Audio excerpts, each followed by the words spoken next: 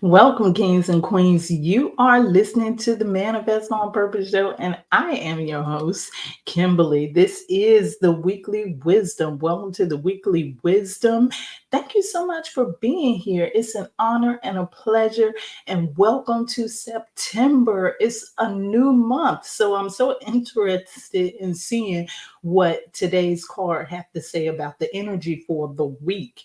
We're celebrating new beginnings, and there's going to be some new beginnings around here, starting right here with our weekly wisdom. I thought to myself, why not do this on video?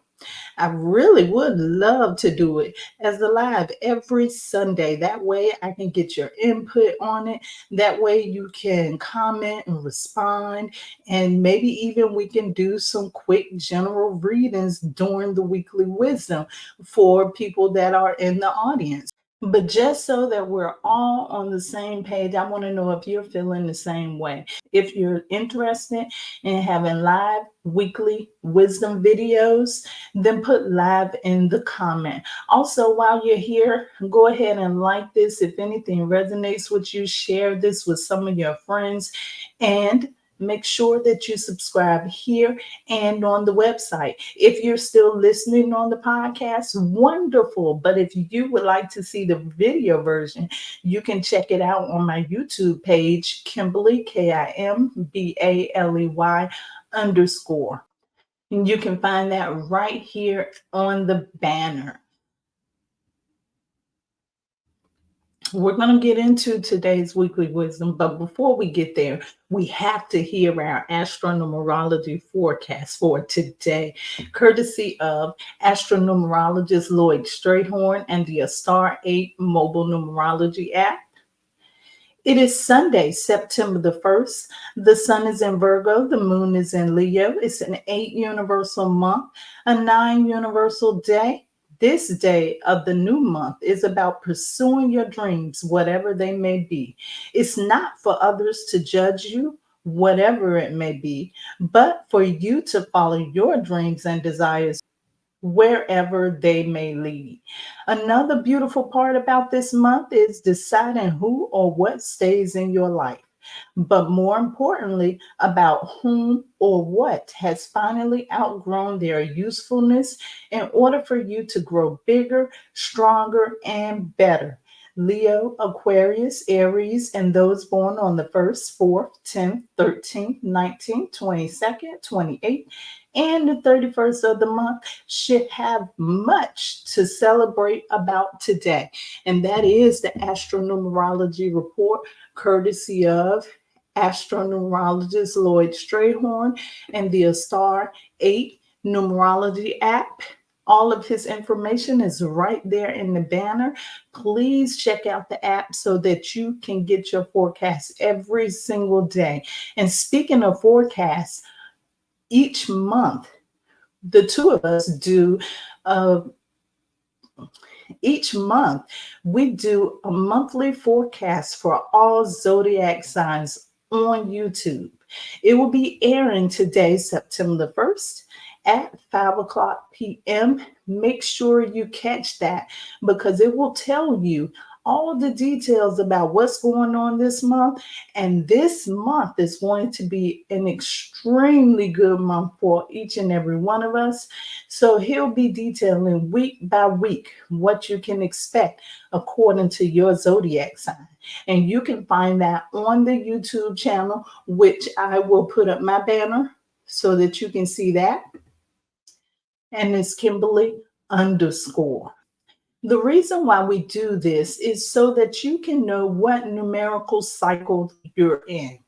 It's so deep knowing what cycles you're in your life, because sometimes during these cycles things pop up and you don't even realize what these things are and why it's happening to you, when really it's a part of the cycle that you're going through. You should know your personal numbers, and you should also know what cycles you're in. I'm asking you to take the lead and manifest on purpose in your life, to get your personal reports and to get your yearly forecasts to see what's guiding you throughout this year, and throughout each month. This will help you grow in ways that is unheard of. So you can get those things at Kimbaley.com. And if you want to get a little bit deeper, you can get an Astro-Numerology reading. Please go to Kimbaley.com to book your consultation. Now that we have all of that out of the way, let's go ahead and get into our weekly wisdom reading. Now, one of the reasons that I wanted to do this on video is because when I'm reading people, I like to show the cards because sometimes the cards just say so much. The cards I'm using today is Wisdom of the Oracle. This is Colette Baron Reed. I know I read from her cards last week. I'm not sure if these were the same cards. If this is the first weekly wisdom that you're catching, what I do with the weekly wisdom is find out what energy we can expect for the week. I do this by pulling an oracle card from the deck, and I use the numerology on the card, and I read the book description, and I give you my interpretation of what the cards mean for us this week, what energy we can expect ourselves to be in. I'm here and go to the bottom of the deck. Yin. This is number 2. Powerful. This is the yin card. So a lot of stuff is going through my mind right now, but let me actually get the card and read what it says.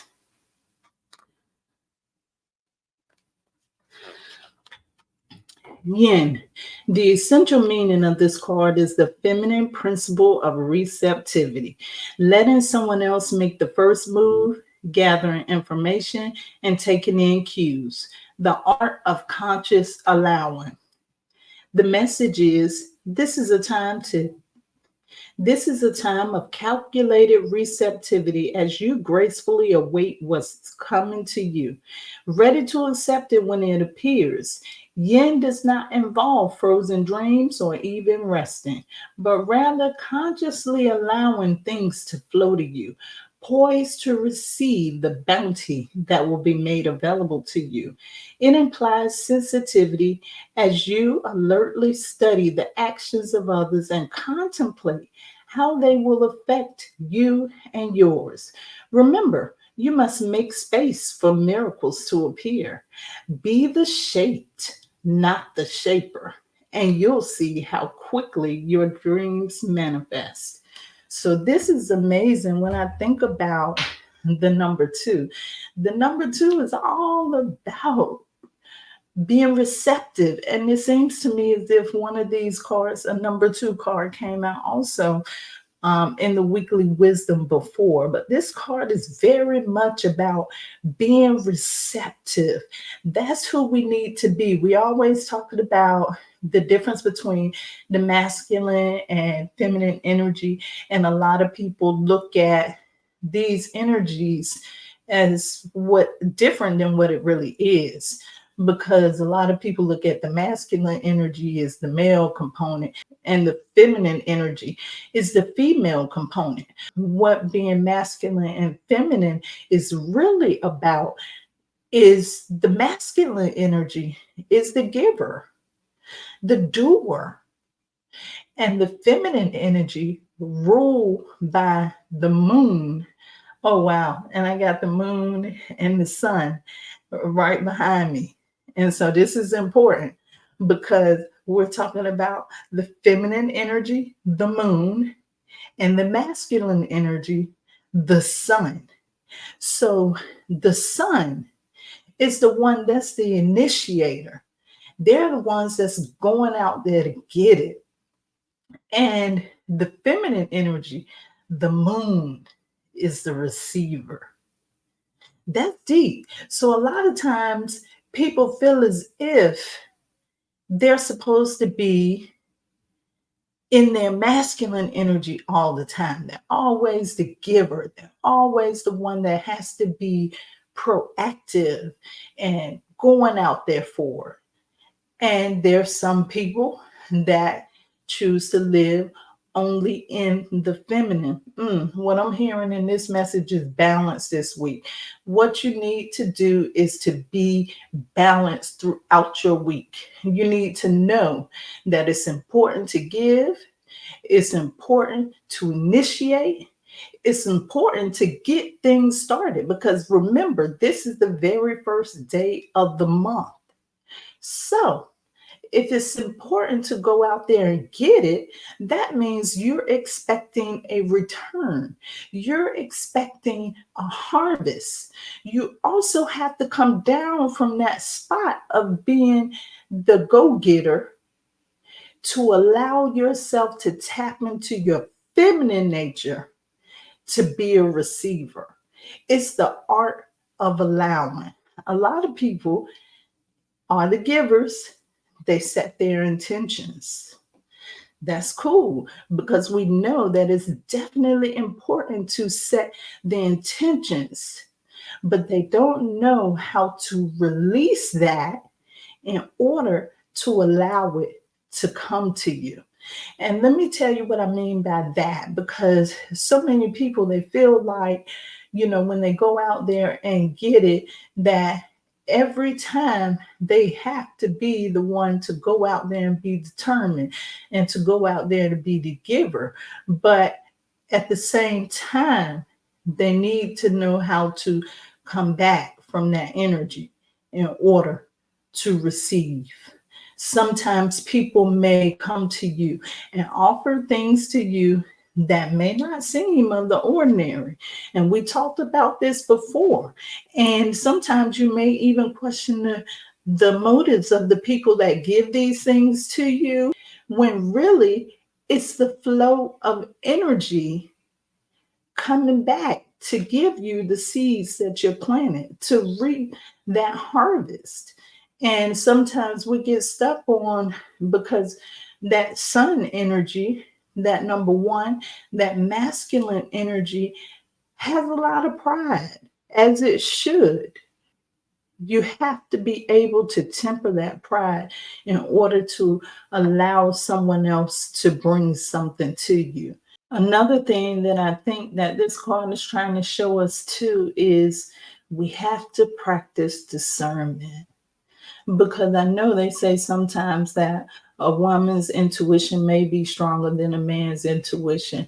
I don't know about all of that. I know that we all have intuition on some level, and we all have the ability to feel and engage with the energy that's around us. And if we be still enough, we can pick up on that energy. So this right here is telling you that there are times when you just need to stand back, stand down, and look around you to determine what type of energy is flowing around you. And when you notice what type of energy is flowing around you, then you, because the two energy, the moon energy, is reflective. You can really see within other people the energy that you're carrying, and you can know whether that energy is helping you to receive the things that you desire to receive in your life. So pay attention, listen to the still small voice within. And I know a lot of people have used that term or that phrase, the still small voice, and really don't understand what it really means. But it's so many ways to interpret it. But when I hear the still small voice, I'm thinking about listening to yourself, because I hear people say this about each other all the time. You talk, but you don't listen. A lot of times you're so caught up in what you want to put out there that you don't listen and pay attention to what's creeping up on you. And when I say creeping up on you, I don't mean to make it sound creepy or anything like that. But sometimes There are doors that open in front of your face, but you're not paying attention because you're so busy focused on so many other things that's going on outside of you and around you. So it's very important for you to still yourself and to listen to what's going on around you. So overall, the energy of this week is screaming to me, be open and be balanced. And in order to be balanced, you first have to be open. In order to be balanced, you first have to be able to allow others to do their part or to contribute the way that the universe tells them to contribute, or the way that their higher self tells them to contribute. And you have to be willing to listen to what others say sometimes. And when I say listen to what other people say, I'm not just talking about verbally, I'm talking about the energy of other people, listening to the energy of other people to see what your true reflection is. And also, you have to give a little to get a little.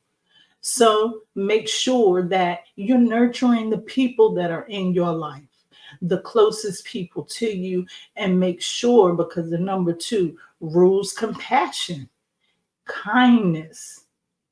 So make sure that you're treating people in a compassionate way. Make sure that you're being kind to people. And also, because you are so sensitive during this week, make sure that you throw on a little extra spiritual protection, whether that is going in meditation and seeing a white protective light around you, or if there's other forms of protection that you may like to use, or my favorite way of protection.